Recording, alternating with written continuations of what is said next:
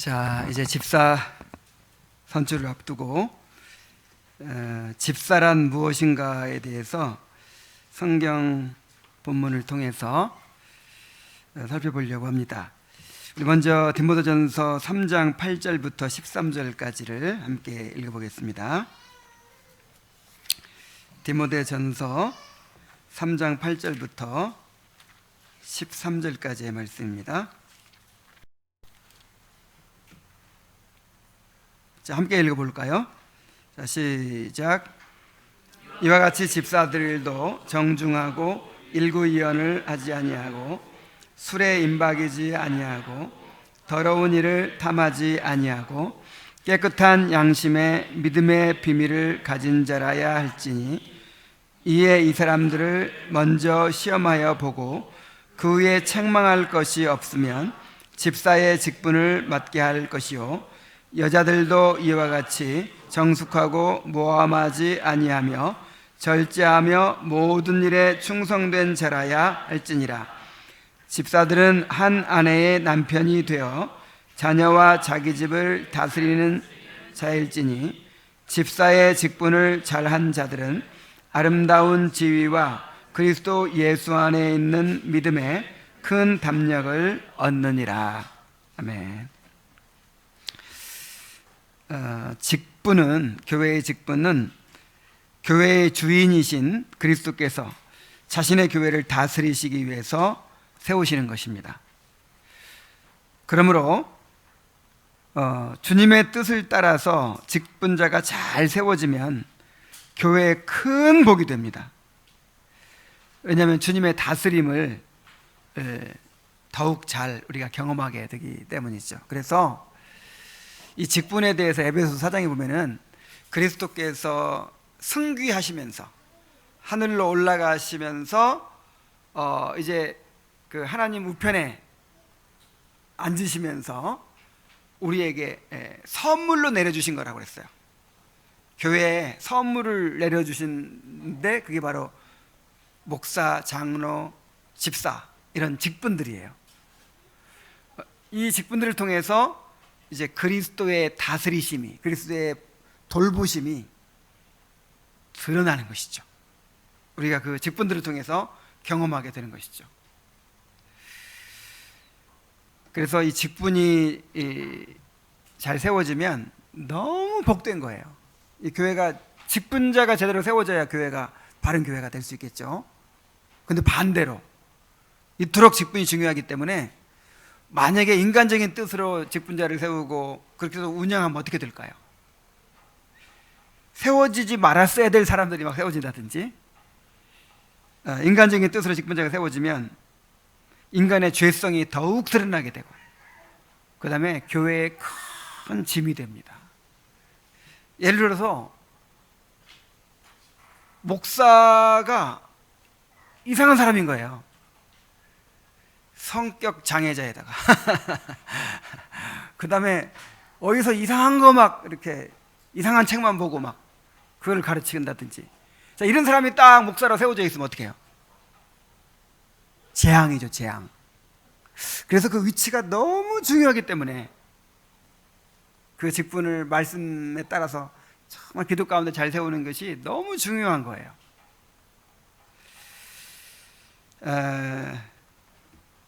그래서 이제 다음 주에 집사 선출을 앞두고 이제 한번 우리가 특강을 들었지만 그래도 또 우리 교회에서 또 한번 이렇게 말씀을 전하는 것이 필요하겠다 싶어서 집사란 무엇이고 또 어떤 사람 집사를 뽑아야 되는지를 성경을 통해서 함께 살펴보고자 합니다. 자, 집사란 무엇일까요? 이 집사라는 단어의 뜻은 헬라어로 디아스코노스라고 하는데, 이거는 종, 하인, 섬기는 자, 일꾼 그런 뜻입니다. 식사할 때 시중 드는 사람을 디아코노스라고 했어요. 식사할 때 시중 드는 사람, 이런 하인, 종을 디아코노스라고 이제 불렀는데, 이 단어가 신약 성경에서 교회를 섬기는 직분을 일컫는 이제 명칭이 된 거죠. 한문으로 집사하면 어떤 뜻이죠? 원래 옛날에 우리나라에 집사라는 그런 사람들이 있었죠. 이제 아주 부잣집에 종들 중에서 이제 그 주인이 신임하는 사람, 신뢰하는 사람을 그 집 전체를 관리하는 사람으로 이렇게 세우는 거예요. 그래서 그 국어사전에 보면은 주인 옆에 있으면서 그 집 일을 맡아보는 사람, 이런 이제 이렇게 정의하고 있어요. 그래서 이 우리나라의 그 집사라는 말, 요게 이거를 이제 갖다가 교회 그 직분의 명칭으로 삼았는데 굉장히 잘 정한 거예요. 집사. 뭐 예를 들어서 하인 이렇게 했으면 어떻게 뻔했어요? 우리 하인 뽑읍시다 이렇게. 근데 집사라는 것이 아주 이 뜻에 부합하는 것 같아요. 그러니까 주님의 집사인 거예요. 하나님의 집의 집사인 거예요. 하나님의 집을 맡아가지고 이렇게 관리하는, 돌보는 그런 직분이기 때문에 우리말 집사가 참 좋아요. 집사. 자, 이 집사의 기원은 사도행전 6장 1절부터 6절에 보면 이제 나오죠. 한번 찾아봅시다. 사도행전 1장 1절부터 6절까지, 7절까지.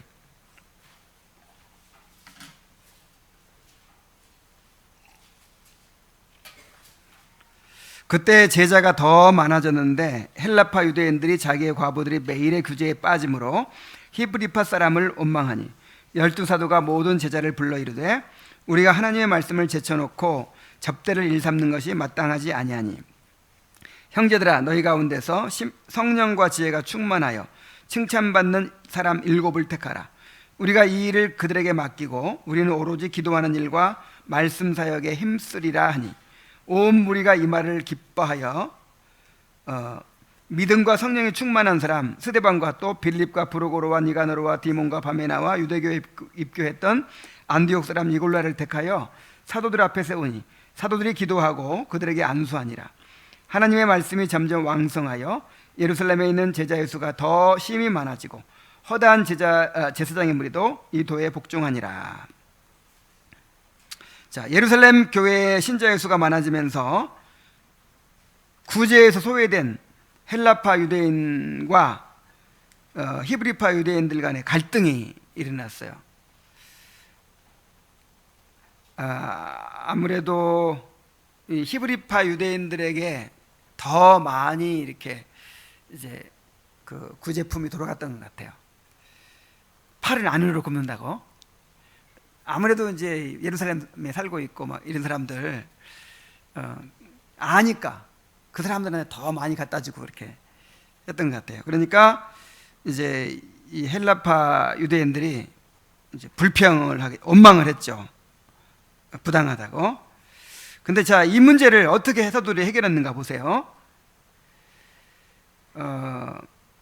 12사도가 모든 제자를 불러 이르되 우리가 하나님의 말씀을 제쳐놓고 접대를 일삼는 것이 마땅치 아니하다. 근데 그때까지는 사도들이 이 집사 일을 했던 거예요. 사도들이 이런 일까지 다 한 거예요. 그래서 이제 이 문제를 놓고 평가를 해보면서 우리가 말씀 전하는 일, 영적인 사무에 집중해야 되는데 이런 거 하느라고 이거 에너지 낭비하는 게 이게, 그리고 제대로 하지도 못해. 말씀 전하고 막 그렇게 하다 보니까 막 이렇게 관리가 잘 안 되는 거예요. 그래서 이제 그 집사들을 세웁니다. 형제들아 너희 가운데 성령과 지혜가 충만한 칭찬하는 사람 7을 택하라. 우리가 이 일을, 어떤 일을? 이 접대를 하는 일, 사람들에게 식물을 나눠주는 일, 구제하는 일, 이런 일을 이제 맡기고 우리는 뭐에 전무하리라? 말씀 사역에 힘쓰리라, 기도하는 일과 감사에 힘쓰리라, 이렇게 얘기했습니다. 그래서 이제 어떤 개혁주의 신학자들 가운데서도 일부가, 여기 7사람은 집사가 아니다, 왜냐하면 이 중에 빌립 같은 사람은 엄청난 전도자였잖아요. 나중에 이런 걸 스데반이 엄청난 말씀 선포자였잖아요.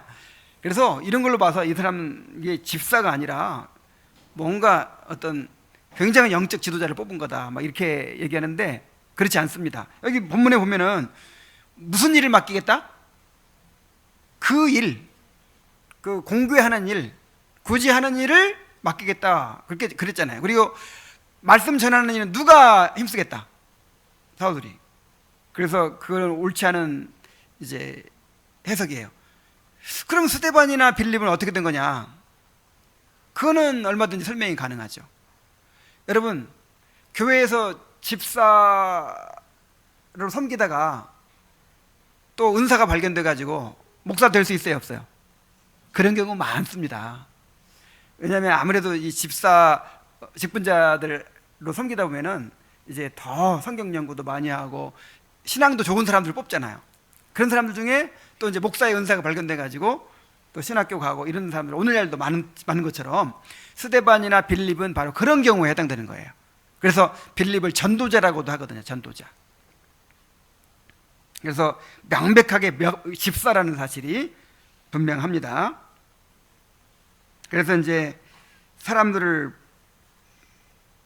뽑는데 여기가 이 이름들이 대개 헬라 이름이에요. 그러니까 주로 어떤 사람들을 뽑은 거예요? 헬라파 사람을 뽑았어요. 이야, 정말 이거 놀라워요. 그러니까 지금 이 홈그라운드가 어디예요? 지금 그 예루살렘이니까 아무래도 팔은 안으로 굽는다, 그 사람들만 다 뽑았을 것 같은데, 근데 지금 소외되고 있는 사람들이 어떤 사람들이에요?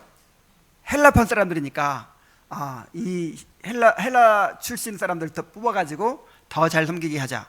그러니까 이 성도들이 굉장히 참 그때 이제 신중하고 기도 가운데 잘 뽑았던 것 같아요. 자, 이렇게 해서 이제 집사 직분이 세워지고 이제 분리가 된 거죠. 그 결과로 하나님의 말씀이 점점 왕성하여 예루살렘에 있는 제자의 수가 더 심히 많아지고 허다한 제사장의 무리도 이도에 복종하니라. 그 결과는 말씀의 부흥이에요.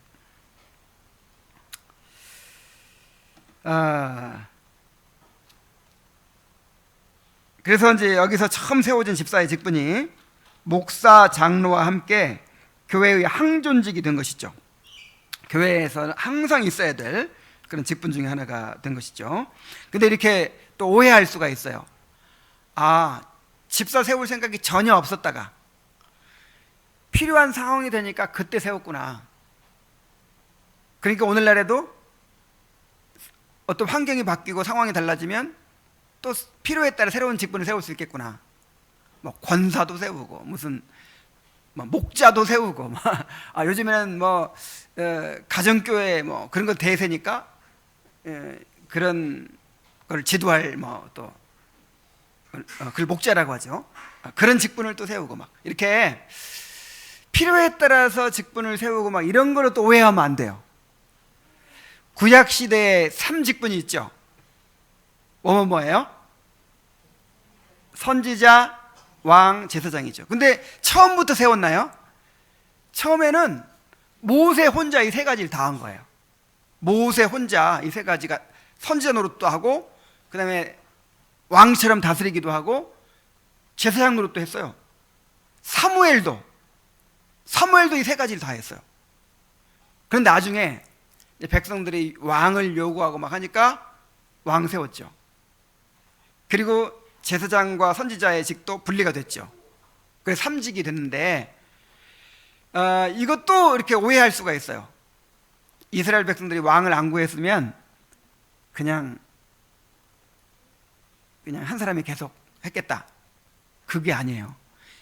신명기에 보면, 율법서에 보면 이미 왕을 어떻게 세워야 될지 다 나와 있어요. 그러니까 하나님의 마음속에는 이스라엘의 그 선지자와 왕과 제사장을 세워서 그리스도의 모형이 되게 하고 이렇게 그리스도의 다스림을 드러내고자 하는 계획이 다 있었던 것이죠. 그런데 그 계기가 바로 이스라엘 백성들이 왕을 구한 그 계기예요. 근데 이제 그 왕을 구한 동기가 하나님의 뜻 안에서 구한 것이 아니고 이방 나라처럼 되고 싶은 거예요.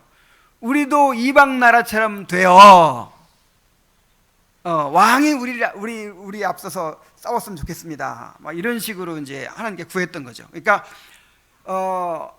그 사무엘을 통해서 주신 하나님의 말씀에 순종하고 이르려고 하기보다 눈에 보이는 어떤 그런 이제 권세를 더 의지한 거죠. 이 동기가 잘못되어 있기 때문에 그 왕을 구한 것이 죄가 된 것이지, 원래 왕을 세우도록 돼 있었어요. 율법에 다 나와 있어요. 앞으로 왕을 세울 자는 이렇게 해라. 왕은 어떻게 세워라. 그것처럼 신약의 삼직분도 마찬가지예요. 삼직분도 처음에는 사도들이 세 가지 일 다 했어요. 그런데 이제 점차적으로 교회가 성장하면서 목사, 장로, 집사 이 삼직분으로 이렇게 이제 분리가 된 거죠.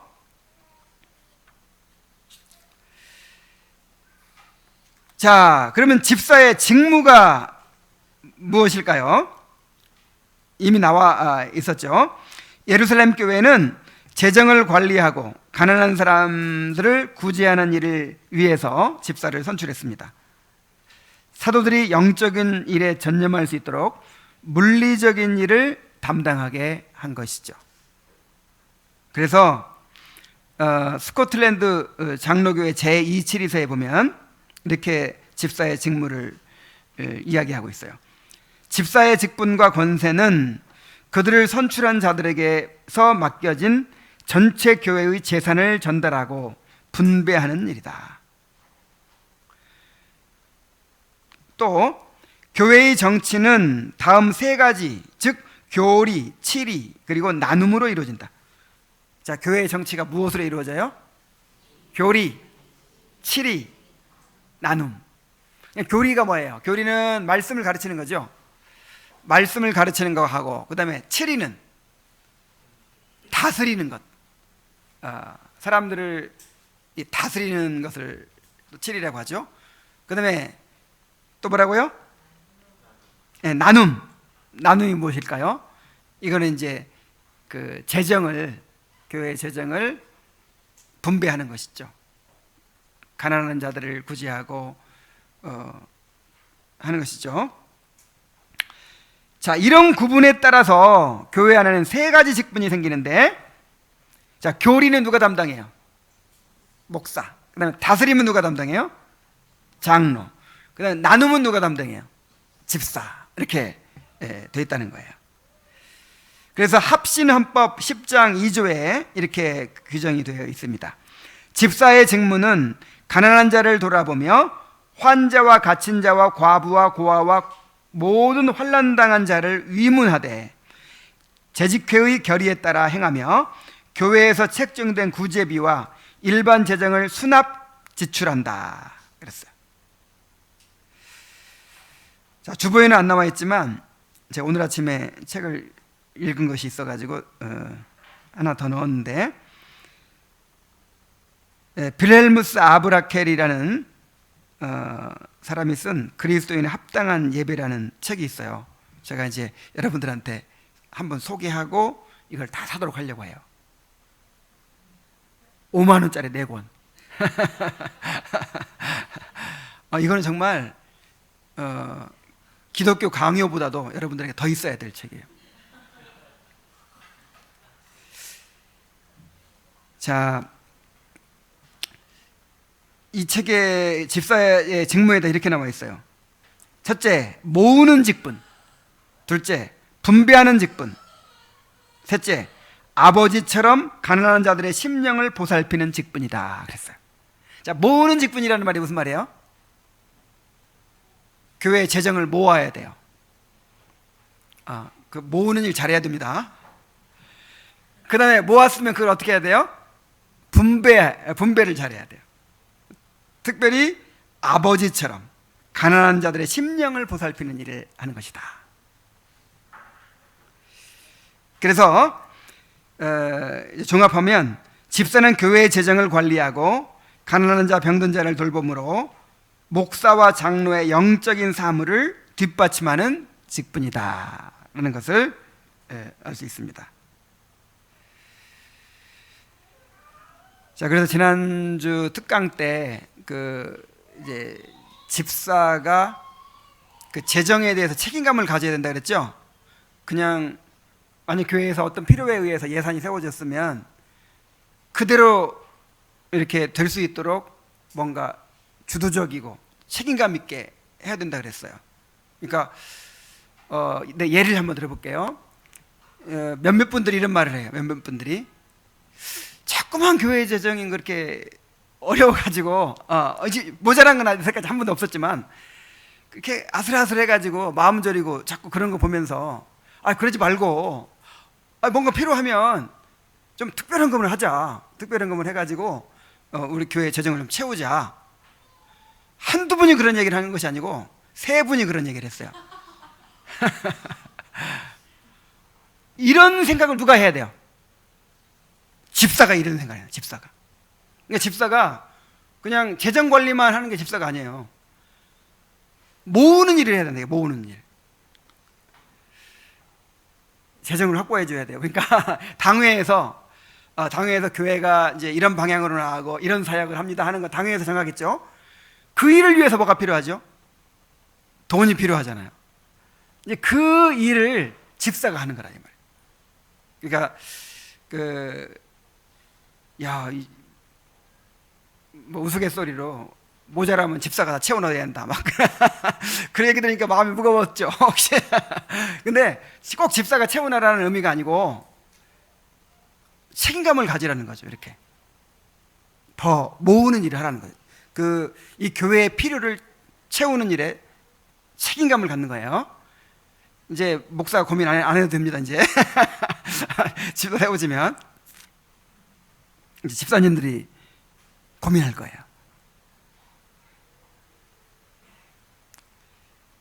자, 집사직의 위치를 한번 볼까요? 위치 누가 더 높은가? 합신헌법 제10장 1조에 보면 이렇게 되어 있어요.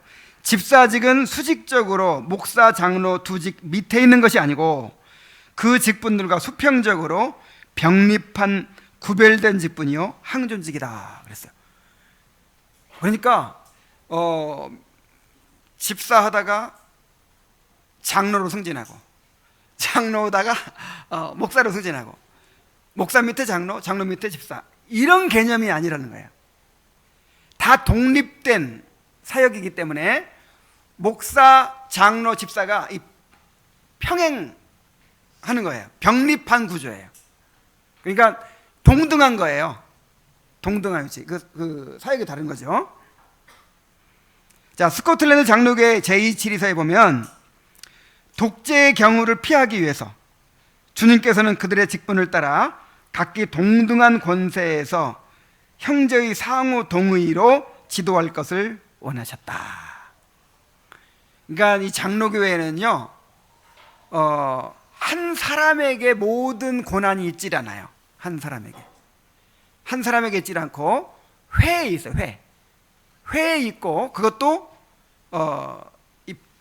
이제 그 권세가 이게 독립되어 있어요. 서로 이제 장로가 있고 집사가 있고 목사가 이렇게 있어서 목사가 장로한테 이거 이렇게 하시오 명령하고 장로가 집사한테 이거 이렇게 하시오 명령하고 이런 구조가 아니라 상호 동의하에 서로 의논하고 서로 이렇게 상호 동의하에 사역이 이루어지도록 독재가 되지 않도록 그렇게 하셨다는 거예요. 그래서 구약교회의 3직분과 신약교회의 3직분을 이렇게 비교하면 이해가 쉽습니다. 여러분, 구약 시대 이스라엘은 이게 구약 교회로 봐야 되는 거예요. 구약 교회. 뭐 나라이기도 하지만 구약 교회입니다. 이 구약 교회를 주님께서 어떻게 다스리셨어요? 자, 주님이 그리스도가 기름 부음 받은 자인데 구약 시대에 기름 부음 받은 세 직분이 있죠. 선지자, 왕, 제사장. 자, 누가 제일 높아요? 선지자가 제일 높아요? 제사장이 제일 높아요? 왕이 제일 높아요? 동등한 거예요. 이 나라를 다스리는 행정적인 면에서는 누가 제일 높아요? 왕이 최고 권세를 가진 것이죠. 그런데 하나님의 말씀을 전할 때는 왕도 순종해야 돼요. 왕도 여호와께서 이렇게 명하셨습니다 하면 왕도 아멘 하면서 순종해야 돼요. 근데 제사 드릴 때는 또 어떻게? 제사 드릴 때는 누가 또 주도하는 거예요? 제사장. 왕이 감히 내가 제사 드릴게 하고 했다가 문둥병도 걸리고 막 벌을 받은 사람 있죠. 선지자도 제사를 드릴 수가 없어요. 그래서 세 직분이 다 독립되어 있고 동등한 것이죠. 그런 것처럼 자, 신약의 직분도 세 가지인데 목사, 장로, 집사입니다. 그래서 선지자는 목사와 연결이 돼요. 왕은 장로와 연결이 돼요. 제사장은 집사와 연결이 됩니다. 그래서 선지자, 목사는 가르침의 사역이고 왕, 장로는 다스림의 사역이고 제사장, 집사는 이 분배, 보살핌의 사역이다. 이렇게 이해하면 되겠습니다. 자, 그러나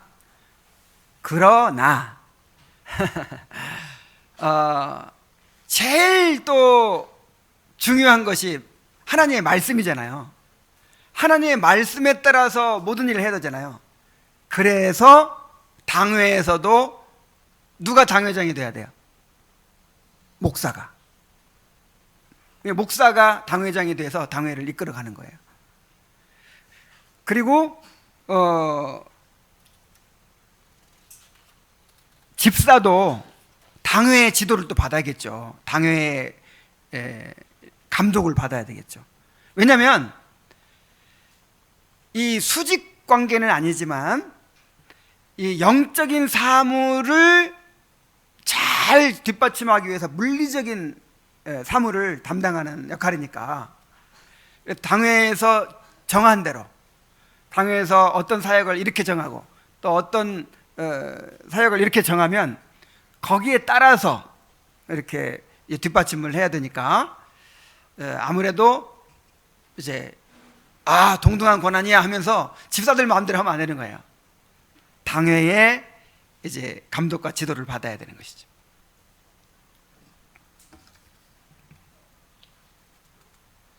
자, 그런데 칼빈은 두 종류의 집사가 있다고 했습니다.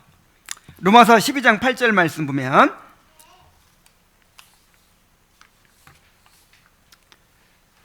위로하는 자면 위로하는 일로, 구제하는 자는 성실함으로, 다스리는 자는 부지런함으로, 긍휼을 베푸는 자는 즐거움으로 할 것이니라 그랬어요. 이게 다 여기서 위로하는 자, 또 구제하는 자, 다스리는 자, 이게 다 직분을 말하는 거예요. 직분. 위로하는 자는 이제 권면하는 자라고도 하는데 이게 목사입니다. 목사. 그냥 개인적으로 뭐 슬픈 일 당한 사람 위로해주고 뭐 이런 차원이 아니고 하나님의 말씀으로 권면하는 일, 이걸 말하는 거예요. 그래서 목사라고 한다면 구제하는 자는 뭐예요? 집사죠. 집사. 다스리는 자는 장로죠.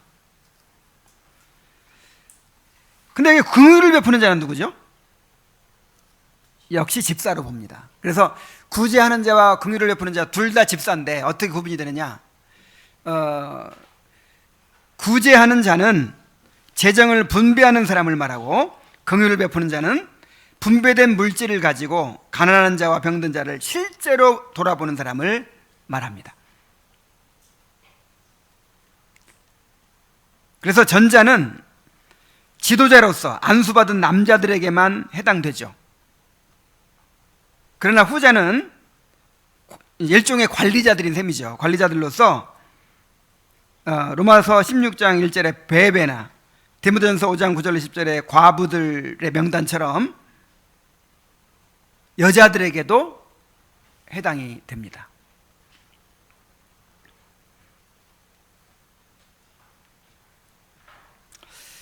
자, 이제 제일 중요한 부분을 하려고 해요. 집사의 자격. 자, 어떤 사람을 그러면 집사로 뽑아야 되느냐 하는 것입니다. 자, 오늘 본문에 나온 대로 한번 쭉 따라가면서 살펴보겠습니다. 자, 먼저 이와 같이 집사들도 정중하고 그랬어요. 여기 정중하고라는 말은 인품이나 사람됨을 전체적으로 나타내는 말로서 존경할 만하고의 뜻이에요. 어때야 된다고요? 존경할 만해야 돼요.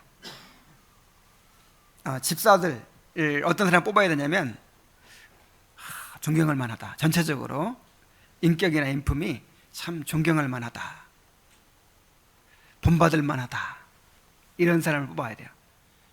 근데 중요한 거는 이와 같이라는 말이에요. 이와 같이. 자, 이와 같이가 어디와 연결될까요? 지금 집사의 자격을 이야기하기 전에 감독의 자격을 이야기했거든요. 목사, 장로. 목사와 장로의 자격을 쭉 이야기하고 나서 이와 같이 집사들도 이렇게 얘기해요. 그러니까 집사들도 목사와 장로와 같은 인품을 갖춰야 한다. 같은 신앙을 갖춰야 한다. 이런 뜻입니다. 이와 같이 집사들도, 여러분, 목사랑 장로랑 누가 더 훌륭해야 돼요? 제일 신앙도 좋고 제일 인격도 훌륭한 사람 목사 시키고, 그 다음 좀 못한 사람 장로 시키고, 그 다음에 그보다 좀 못한 사람 집사 시키고, 이런 게 아니에요. 아까 동등하다고 했잖아요. 그래서 동등한 거예요, 자격도. 그래서 목사, 장로 자격이 똑같은 거예요. 뭐만 다르냐? 하는 일이 다르기 때문에. 목사는 가르치는 일을 해야 되기 때문에 신학 공부를 해야 돼. 장로는 다스리는 일을 해야 되기 때문에 리더십이 있어야 돼요. 자, 이런 은사가 다른 것이고 준비가 다른 것이지, 신앙 인격이나 이런 거는 똑같은 거예요. 목사도 존경할 만한 사람이 해야 돼요. 장로도 존경할 만한 사람이 해야 돼요. 집사도 존경할 만한 사람이 해야 돼요. 그냥 탁 봐도 야, 참 존경할 만하네. 정말 참 존경할 만하다. 이런 사람이 집사가 되어야 한다. 그런 말이에요.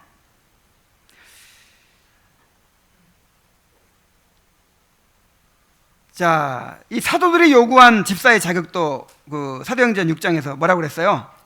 성령과 지혜가 충만하여 뭐 듣는 사람? 칭찬 듣는 사람. 성령도 충만하고 뭐도 충만하고, 사람이 지혜도 있어야 돼요. 그냥 믿으면 좋은 것 같은데 그냥 꽉 막혀가지고 그냥 답답해 정말. 그런 사람이 아니라 성령도 충만하고 막 지혜로워요. 그냥. 그래서 사람들로부터 인정받는 사람, 칭찬 들어요. 그래서 합신헌법 10장 3조에 보면 이렇게 되어 있습니다. 집사는 신실한 믿음과 지혜를 겸비한 30세 이상의 남신자로서 흠없이 5년 이상 된 자로, 지금 이게 안수집사의 경우를 얘기한 거예요. 단 타교에서 온 장립집사는 흠없이 3년 이상 경과된 자, 사람들에게 인정을 받고 그 행위가 복음에 합당하며 그의 생활이 다른 사람의 몸이 될 만하고 특히 재정 처리에 진실한 자여야 한다. 봉사적 의무는 일반 신자에 마땅히 행할 것인 바 집사된 자는 더욱 그러하다. 그러니까 모든 성도가 다 이렇게 살아야죠. 모든 성도가. 그래서 감독회장이 집사회장이 이렇게 보면서 나는 집사 아니니까 이렇게 안 살아도 되지. 이거 또 이렇게 생각하면 진짜 바보 같은 사람이야. 모든 사람이 이렇게 살아야지. 모든 사람이. 근데 그렇게 못 사니까 문제죠. 근데 직분자는 그렇게 산다고 인정되는 사람 중에서 뽑아라 이 말이에요.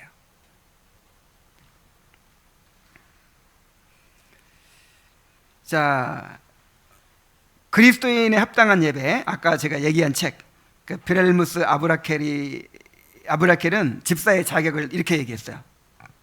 집사는 연민을 나타내야 한다. 그러니까 궁핍하고 고통받는 자에 대한 동정심을 가진 사람이어야 한다는 거예요. 왜요? 가난한 자 구제하는 일을 하고 병자 돌아보는 일을 하고 이렇게 하니까 뭔가 긍휼이 많은 사람이어야 돼. 피도 눈물도 없는 사람. 능력은 있어 막. 뭐 일 시켜놓으면 막 기가 막히게 하는데 피도 눈물도 없는 사람. 이런 사람은 안 돼요. 그 다음에 긍휼을 나타내야 된다 그랬어요. 긍휼. 그리고 세 번째, 집사는 아버지가 자녀를 보살피듯이 궁핍한 자들의 일자리를 마련하고 먹고 사는데 지장이 없이 주님께 감사하며 살 수 있도록 보살펴야 한다. 아이고 어렵네. 요즘 이제 시대가 좀 당시 상황에서는 완전히 막 책임진 거예요, 교회에서. 근데 우리도 그렇게 해 가야 되죠, 그죠? 우리 교회 성도는 교회에서 책임을 져야 돼. 그래서 뭐 우리 가족도 그렇게 못하는데 어떻게 직장 마련해주고 막 그렇게 할 수 있겠어요? 근데 그런 데까지 관심을 가져야 되네. 그런 데까지. 그러니까 우리가 역량이 안 돼서 그렇지. 점점 역량이 되면요, 공부도 시켜줄 수 있고, 그다음 필요하면 직장도 이렇게 찾아주고 이런 일까지도 할 수 있어야 돼요. 누구처럼? 아버지처럼. 아버지가 자녀를 보살피듯이. 자, 그리고 이제 네 번째 자격은 뭐냐면 유쾌하고 친절해야 한다 그랬어요. 집사가 이렇게 어려운 사람 돌아보고 하는 사람인데 인상이 험상궂고 무표정한 사람은 안 된다 그랬어요. 그러니까 인상을 한번 다 쳐다보고 뽑으세요. 유쾌하고, 그 다음에 뭐라 그랬어요? 친절한, 상냥한, 친절한 말과 상냥한 표정이어야 된대요. 친절한 말, 상냥한 표정. 그래야 돌봄을 받아도 이렇게. 그게 이제 왜 이렇게 중요하냐면요, 여러분, 집사가 그리스도의 손인 거예요. 그러니까 집사의 섬김을 통해서 성도들이 누구를 느껴요? 그리스도. 여러분, 지금 제가 전하는 말씀을 통해서 누구를 지금 느껴요? 그리스도. 그렇듯이 나는, 목사는 말씀을 전함으로써 성도들이 그 말씀을 통해 그리스도의 말씀을 듣고 그리스도의 임재를 누리듯이 집사가 따뜻하게 돌봐줌을 통해서 그리스도가 따뜻하다. 그리스도가 사랑이 많구나. 이걸 느끼는 거예요.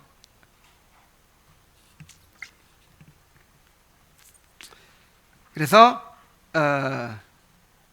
연민을 나타내야 되고 긍휼을 나타내야 되고 아버지가 자녀를 보살피듯이 보살펴야 되고 유쾌하고 친절해야 된다. 이렇게 이야기를 했습니다. 자, 이제 집사의 개인적 자질을 하나하나 살펴보죠. 자, 8절 하반절에 부터 보면은 일구이연을 하지 아니하고 술에 임박이지 아니하고 더러운 일을 탐하지 아니하고 깨끗한 양심에 믿음의 비밀을 가진 자라야 할지니 그랬어요. 자, 첫 번째, 일구이연을 하지 아니하고. 일구이연은 뭐예요? 문자적으로는 동일한 사실에 대해서 두 가지로 말하는 것을 뜻합니다. 이 사람한테 가서는 이렇게 얘기하고 또 저 사람한테 가서는 저렇게 얘기하고. 그래서 그 사람 말을 신뢰할 수가 없어. 이런 사람은 안 된다는 거예요. 이 사람은 하여간 말을 어디서든지 똑같은 말을 해요. 그래서 이 말을 신뢰할 수 있는 사람, 그의 말을 신뢰할 수 있는 사람, 이런 사람이 집사가 되어야 한다. 그 다음에 술에 임박이지 아니하고 그랬어요. 야, 이거 너무 쉬운 거죠? 알코올 중독. 누가 근데 이제 이 당시 이 문화를 좀 참조할 필요가 있어요. 당시 그 중동 지역은 이 포도주가 음식이었어요. 음식. 항상 빵과 포도주로 식사를 하는데, 그 포도주는 포도주니까 조금 많이 마시면 어떻게 돼요? 취하잖아요. 이제 그 취하는 맛에 이제 길들여져 가지고 자꾸 막 이렇게 그 이제 인이 박히는 거죠. 중독이 되는 거죠. 오늘도 한 잔 안 하면 그냥 잠이 안 오고 막 이렇게 거기에 빠지는 거죠. 그래서 감독의 자격도 술을 즐기지 아니하며 라고 했어요. 음식으로 그냥 먹는 건 괜찮은데 그걸 이제 취하기 위해서 마시는 거, 요거는 안 된다는 거죠. 집사는 자신을 잘 관리하고 통제할 줄 아는 사람이어야 합니다. 그래서 여기서 술에 임박이지 아니하고 이거를 오늘날 우리에게 어떻게 적용이 되냐면, 술뿐 아니라 어떤 것에도 중독되지 않는 사람이어야 한다. 어떤 것에도 깊이 빠지지 않는 사람이어야 한다. 사로잡히지 않는 사람이어야 한다. 이렇게 적용이 될 수 있어요. 오늘날 중독자들이 그렇게 많대요. 중독자들. 특히 남자들. 뭐에 중독되죠? 게임 중독, 또 스포츠 중독. 그러니까 뭐가 그 중독이냐? 예를 들어서 축구를 너무 좋아해가지고 새벽에 일어나서 프리미어리그, 영국 프리미어리그 그것까지 다 보고, 이거 중독이에요. 막 중요한 게임이 있으면 그냥 거기에 완전히 그냥 빠져가지고 교회도 안 나오고 그냥 교회 나오더라도 지금 마음은 거기 가 있고, 이게 지금 뭔가 사로잡힌 거잖아요. 이렇게 도박 중독, 음란물 중독, 물질 중독, 돈독이 올랐다 그러죠. 그것도 이 물질 중독이에요. 막 돈 모으는 재미로 사는 사람 있잖아요. 요것도 중독입니다. 중독. 그 다음에 일 중독. 일도 중독되잖아요. 그래서 뭐든지, 바울 사도가 그런 말 했잖아요. 내가 모든 것을 할 자유가 있지만 어떤 것에도 얽매이지 아니하리라. 제재를 받지 아니하리라. 그리스도인은 오직 주님께만 얽매여야 돼요. 주님께. 모든 것으로부터는 자유로워야 돼요. 그래서 뭔가 여자들도 마찬가지죠. 쇼핑 중독. 응? 항상 택배에 오는 신상 구매하는 그 재미로 살아가는 사람. 이런 거 안 된다 이 말이에요. 다이어트 중독. 자, 그래서 뭔가에 중독되는 사람 안 돼요. 그 다음에 더러운 일을 탐하지 아니하며, 이 3절에 돈을 사랑치 아니하며와 같은 거예요. 그 감독도 돈을, 그러니까 감독이나 집사나 똑같아요. 자격 말하는 게. 좀 표현만 다를 뿐이지. 더러운 일을 탐하지 않는다는 말은 비열한 수단으로 사소한 이익을 취하는 것을 뜻합니다. 그냥 그런 사람 있잖아요. 사소한 거, 어떤 그 사소한 이익을 그렇게 좀 치사스럽게, 그게 내 몫을 챙기려고 그냥 막 했어요. 왜냐하면 이게 교회 재정을 관리하잖아요. 재정을. 근데 재정을 관리하다 보면 떡을 만지면 떡고물이 묻듯이 아무래도 그런 게 있을 수 있는데, 이제 이게 철저하지 못할 수가 있어요. 그래서 불의한 일을 탐하지 않는 사람이어야 한다. 자, 그 다음에 네 번째로는 깨끗한 양심에 믿음의 비밀을 가진 자라야 한다 그랬어요. 자, 믿음의 비밀을 가진 자다. 믿음의 비밀이라고 하죠. 비밀이라는 말이 무슨 말이에요? 나만이 안다는 거죠. 그러니까 회심의 체험이 분명한 것을 말해요. 회심의 체험이 분명하고 그리스도께 대한 믿음이 확고한 사람이라는 것이죠. 자, 그런데 깨끗한 양심에 믿음의 비밀을 가진 자라 그랬어요. 이 믿음은 양심과 연결되어 있습니다. 양심에 거리낌이 없을 때 믿음은 더욱 살아있게 됩니다. 양심에 털난 사람 안 돼요. 정말 이렇게 뭔가 양심 민감한 사람 있잖아요. 어떤 작은 죄도 참 용납하지 못하고 뭔가 이렇게 늘 자기를 성찰하고 이런 사람들이 있는가 하면 그냥 이런 거 뭐 대충 좀 어겨도 괜찮고 이런 거 이렇게 해도 되고 이렇게 양심이 좀 털이 났거나 무디어져 있는 사람, 이런 사람은 그 믿음이 이렇게 살아있을 수가 없어요. 제가 어제 그런 말 했죠. 믿음 할 때 두 종류의 믿음으로 생각해야 된다고. 그냥 우리 안에 있는 믿음, 우리 안에 어떤 영적인 본성으로서 습관으로서 가진 믿음이 있고, 그 믿음을 발휘하는 믿음, 살아서 움직이는 믿음이 있다고 했죠. 근데 아무리 구원받고 믿음이 있어도 양심이 더러운 사람은요, 믿음이 살아있지 못해요. 믿음은 깨끗한 양심 안에서 살아있는 것입니다. 그래서 깨끗한 양심에 믿음의 비밀을 가진 자라야 한다 그랬어요. 자, 이러한 자질들을 시험을 해보라는 거예요. 자, 시험을 통해 검증된 사람을 집사로 세워라 그랬어요. 10절 말씀 함께 읽어봅시다. 시작. 이에 이 사람들을 먼저 시험하여 보고 그 후에 책망할 것이 없으면 집사의 직분을 맡게 할 것이요. 한 사람의 신앙은 금방 드러나지 않습니다. 길게 보아야 하고 시험을 거쳐봐야 할 수 있어요. 그 한참 동안 우리 청년들한테 막 읽히고 막 그런 책이 있었어요. 그게 뭐냐면 노 데이팅. 그거 읽어봤죠, 청년 때.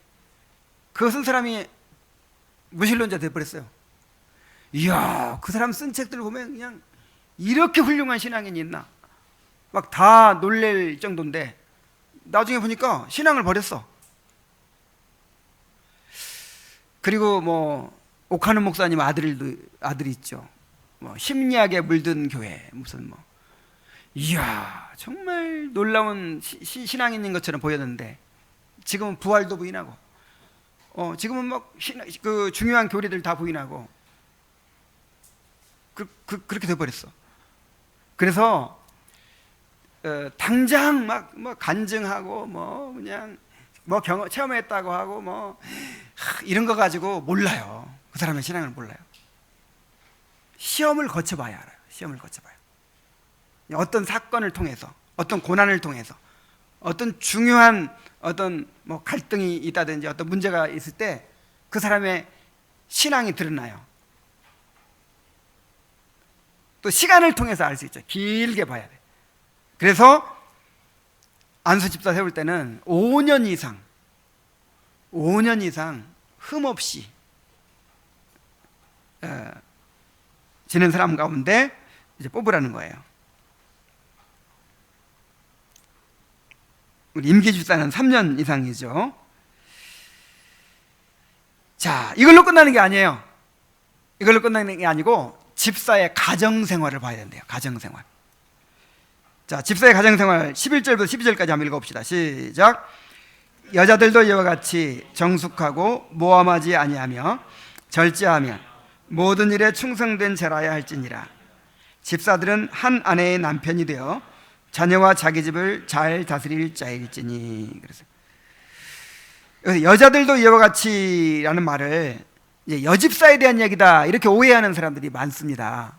그런데 그렇게 생각하고 보면 참 어색해요.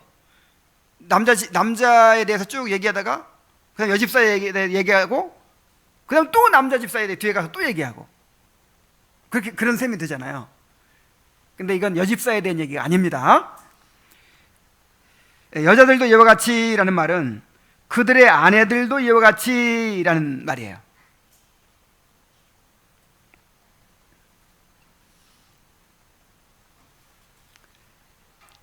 그래서 여러분 그 직분자는요, 이 부부는 한 몸이잖아요. 부부는 한 몸이기 때문에 이 한 사람만 볼 수가 없어요. 부부를 함께 봐야 돼요. 목사, 장로 이렇게 이제 노예에서 시험을 볼 때 면접 보고 막 할 때 꼭 함께 갑니다. 부부가. 그래 면접을 함께 봐요. 뭐 요즘엔 다 막 형식화되고 했지만 목사한테만 질문하는 게 아니라 목사의 아내에게도 질문해요. 장로한테만 질문하는 게 아니라 장로 부인한테도 질문해요. 그래야 확실하게 이 직분을 감당할 수 있을지. 왜냐하면 이걸 함께 해야 되잖아요. 함께. 근데 집사의 아내는 그 남편인 집사와 함께 그 일을 돕는 거예요.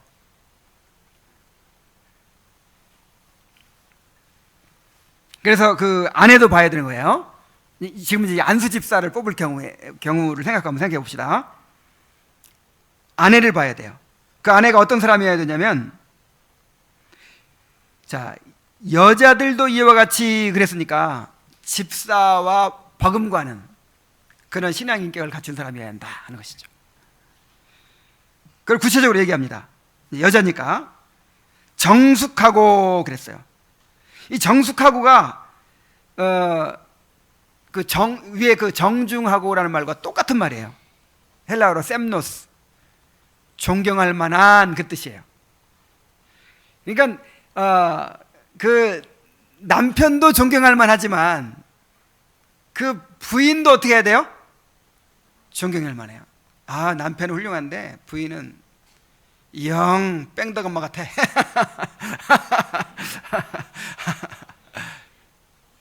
그러면 안 돼.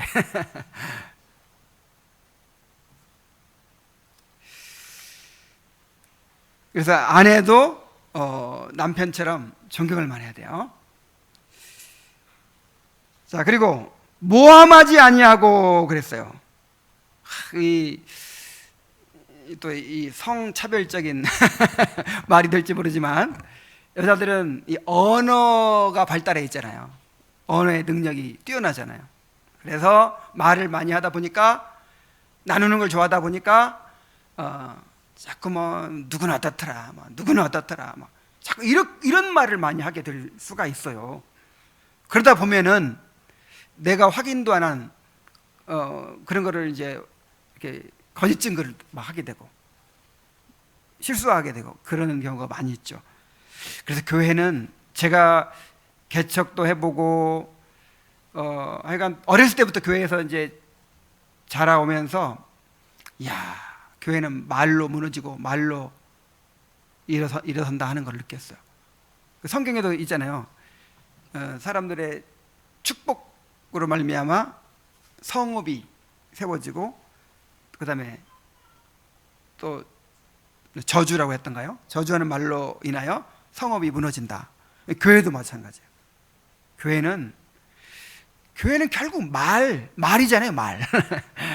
교제도 말로 하고, 섬김도, 설교도 하고, 뭐 권징도 말로 하고, 뭐 말로 하는 게 대부분이에요. 그래가지고 말 때문에 일어서기도 하고 넘어지기도 해요. 그래서 말 함부로 하고 남의 말 막 하기 좋아하고 이런 사람은 안 된다는 거예요. 그래서 이제 이 집 저 집 신방도 할 것이고 성도들도 돌아볼 것이고, 근데 그래 문제들도 다 알겠죠. 근데 그거를 막 여기 가서 말하고 저기 가서 말하고 이런 식으로 하면 어떻게 되겠어요? 그래서 모함하지 않는 사람, 다른 사람을 비방하지 않는 사람이 한다는 것이죠. 그다음에 절제하며 그랬어요. 자기 절제를 잘 하는 사람이어야 된다. 그 다음에 모든 일에 충성되어야 한다 그랬어요. 무엇을 맡기든 믿음직스럽게 잘 감당하는 사람이야. 그러니까 충성된 사람이라는 것은 믿을만하다 그 뜻이에요. 그런 사람 있죠? 정말 믿을만해. 믿음직스러워. 뭐 시켜놓고도 그냥 불안해서 확인해 봐야 되고 그냥 뒤따라다녀 봐야 되고 그럼 너무 참 답답하죠. 근데 뭐 하나 딱 맡겨놓으면 그냥 틀림없어. 그냥 믿음직해. 이런 사람이어야 한다는 거예요.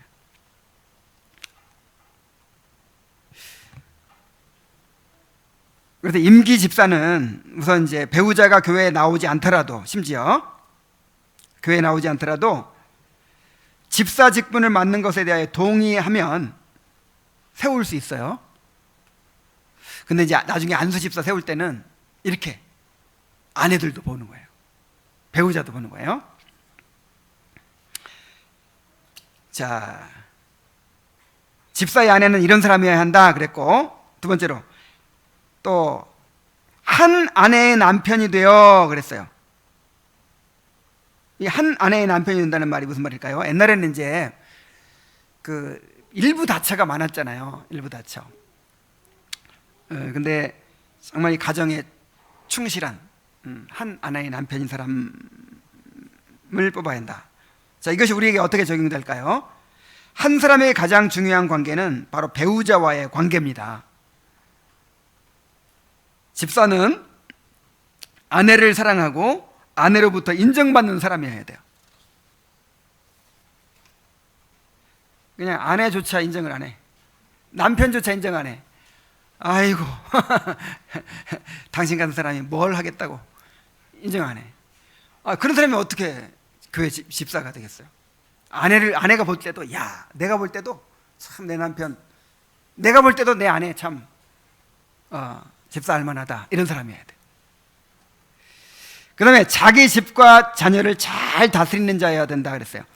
가장으로서 자기 집을 잘 다스리는 사람이어야 되고, 특히 자녀를 주의 교양과 훈계로 잘 양육하는 사람이어야 합니다. 감독의 자격을 말한 4절에 보면 이런 말씀이 있어요. 자기 집을 잘 다스려 자녀들로 모든 공손함으로 복종하게 하는 자라야 할지며, 사람이 자기 집을 다스릴 줄 알지 못하면 어찌 하나님의 교회를 돌아보리요. 수신, 제가, 치국, 평천하 라고 했죠.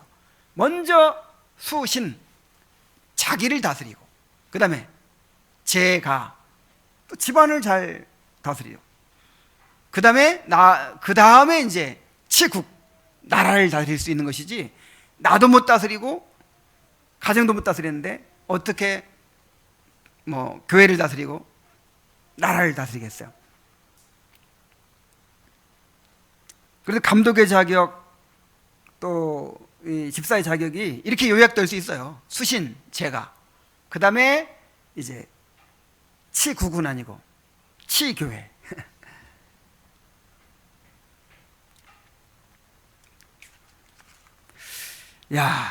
여러분 어떻습니까? 이러한 기준을 가지고 보면 아무도 세울 사람이 없죠. 일단 목사부터가 자격이 없어. 목사도 자격이 없고 사모도 자격이 없고. 그래서 너무 동떨어지는 사람은 안 되겠지만, 이제 우리가 근접한 사람을 세워야겠죠. 근접한 사람. 먼저 임기 집사를 경험하면서 성장에 가다 보면 장차 이런 장립 집사들이 나오게 되리라고 믿습니다. 장로들도 나오게 될 것이고. 자, 이제 집사의 직분을 잘한 자들에 대한 보상을 또 말하고 있어요. 이 아브라켈은 무슨 얘기를 하냐면, 모든 직분 가운데 집사직보다 육체적으로 더 고되고 힘든 직분은 없다 그랬어요. 오늘 이 직무를 딱 보면 정말 집사 불쌍하죠. 너무 자기 일이잖아요. 목사는 차라리 내 직업이 없이 그냥 오로지 이 일에만 전념하니까 할만한데, 집사는 자기 직업을 가지고 가족들을 먹여 살려야지, 그 다음에 교회 또 돌봐야지. 그러니까 육체적으로 가장 고되고 힘든 일이 집사 일이래요. 집사 불쌍하죠. 그러나 집사의 직분에는 영광스러운 보상이 있어요. 13절을 다 같이 읽어봅시다. 시작. 집사의 직분을 잘한 자들은 아름다운 지위와 그리스도 예수 안에 있는 믿음에 큰 담력을 얻느니라. 이게 아름다운 지위, excellent standing, 탁월한 지위, 영광스러운 지위를 얻는다는 거예요. 여러분 생각해 보세요. 주님의 교회를 섬기는 직분자가 된다는 것 자체. 자, 집사는 집사인데 어느 집의 집사예요? 하나님의 집의 집사예요. 여러분 청와대 집사, 청와대 부속실장 하면 엄청납니다, 그 권세가. 근데 이 하나님의 집의 집사인 거예요. 하나님의 집에. 얼마나 이게 영광스러운 직분인지 몰라요. 이 집사가 된다는 것 자체만으로도 너무나도 영광스러운 일입니다. 그리스도의 다스림이 그를 통해서 드러나게 되어 있어요. 그야말로 지난주에 오셔가지고 장로님들이 그런 말 했죠. 가문의 영광이에요. 정말 영광스러운 일이에요. 자, 그런데 집사 직분을 맡았다는 것만 해도 영광스러운 일인데 집사의 직분을 잘 감당할 때 교회와 하나님 앞에서 더욱 영광스러운 지위를 얻게 된다는 거예요. 요한복음 12장 26절에 주님께서 이렇게 말씀하셨어요. 사람이 나를 섬기려면 나를 따르라. 나 있는 곳에 나를 섬기는 자도 거기 있으리니 사람이 나를 섬기면 내 아버지께서 저를 귀히 여기시리라.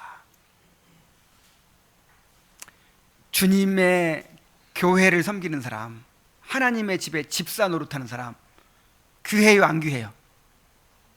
하나님께서 그 사람을 귀하게 여기십니다. 정말 귀하게 여기십니다.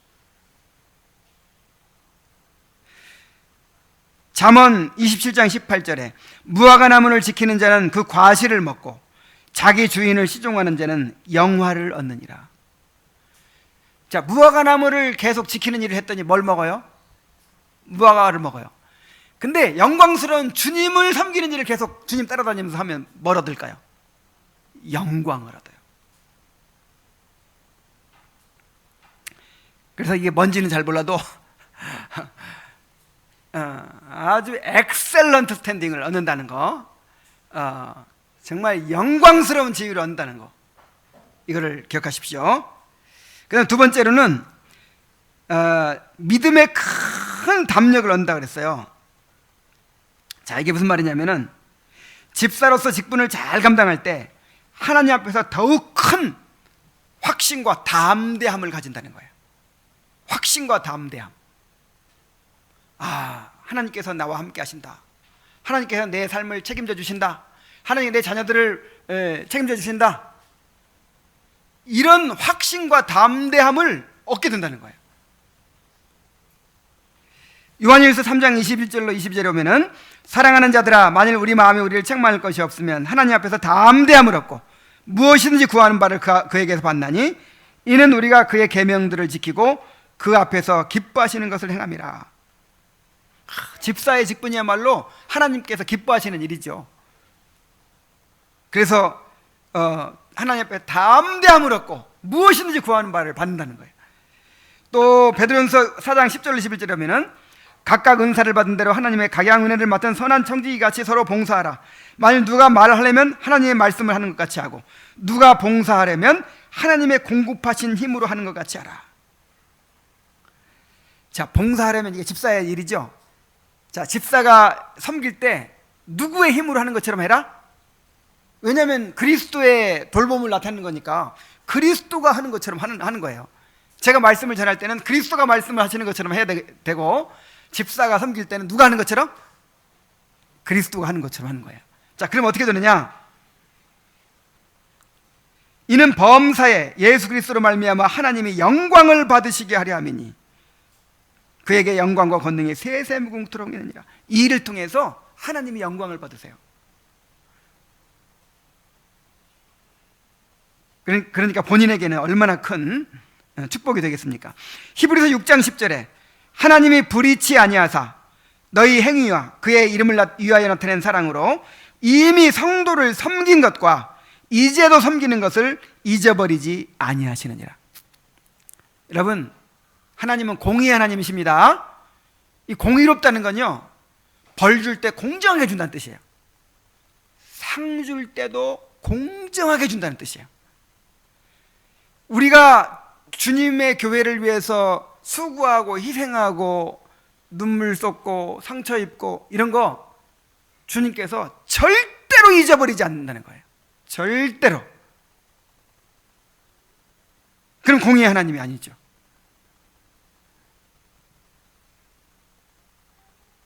마태복음 25장 21절에 그 주인이 이르되 잘하였도다 착하고 충성된 종아 내가 작은 일에 충성하였음에 내가 많은 것으로 내게 맡기리니 주인의 즐거움에 참여할지어다. 그래서 이 작은 일에 충성할 때 주님께서 큰 것으로 맡겨주시겠다 그랬어요. 나중에 천국의 집사가 되시기 바랍니다. 이 천국의 모형인 이 교회의 집사 노릇 하다가 나중에 어떻게 돼요? 천국의 집사가 되는 거예요.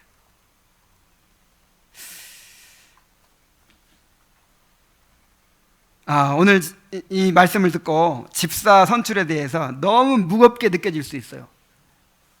그러나 장립 집사가 아니고 임기 집사를 뽑는 것이고 또 윤번제의 의미도 있잖아요. 한번 2년 하고 쉬고 이제 다음 사람이 또 뽑히고. 그래서 우리가 이것도 훈련해 가는 것이고 성장해 가는 것이라고 우리가 생각을 합시다. 그래서 너무 완전을 추구하고 그렇게 할 필요는 없어요. 물론 이 가운데서 최선을 다해야겠지만 또 우리가 너무 그냥 기준을 높게 잡아가지고 또 나중에 집사 세워지고 나면 그냥 이 기준 봐가지고 또 판단하고 절대 그래서는 안 돼요.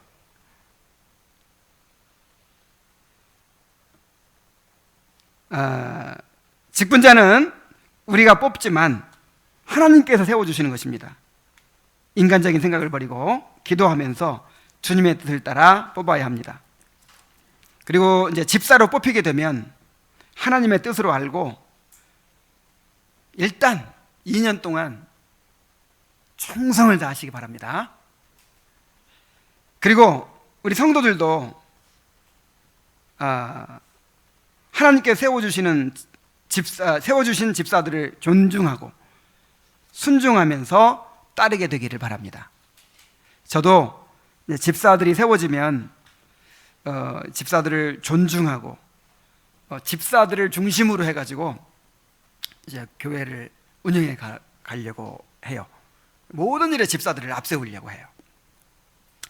기도 가운데서 집사들을 잘 선출하게 되기를 바랍니다. 기도하겠습니다. 하나님 아버지, 주님의 몸된 교회에 직분들을 허락해 주셔서 그리스도의 다스림이 더욱 잘 드러나게 될 수 있도록 인도해 주신 것을 감사드립니다. 이 교회의 목사가 장로와 집사 역할까지 다 하고 있었는데 이제 집사가 세워짐으로 사도행전 6장에 나타난 그 놀라운 또 말씀의 부흥을 기대할 수 있게 해주시니 감사드립니다. 집사를 세우는 모든 과정 가운데 성령께서 감독해 주시고 주장하여 주시옵소서. 정말 우리 안에서 최선의 집사들이 세워지게 해주시고 또 세워지면 이것을 하나님의 뜻으로 알고 모두가 다 순복하고 따르게 될 수 있도록 인도하여 주옵소서. 예수님의 이름으로 기도하옵나이다. 아멘.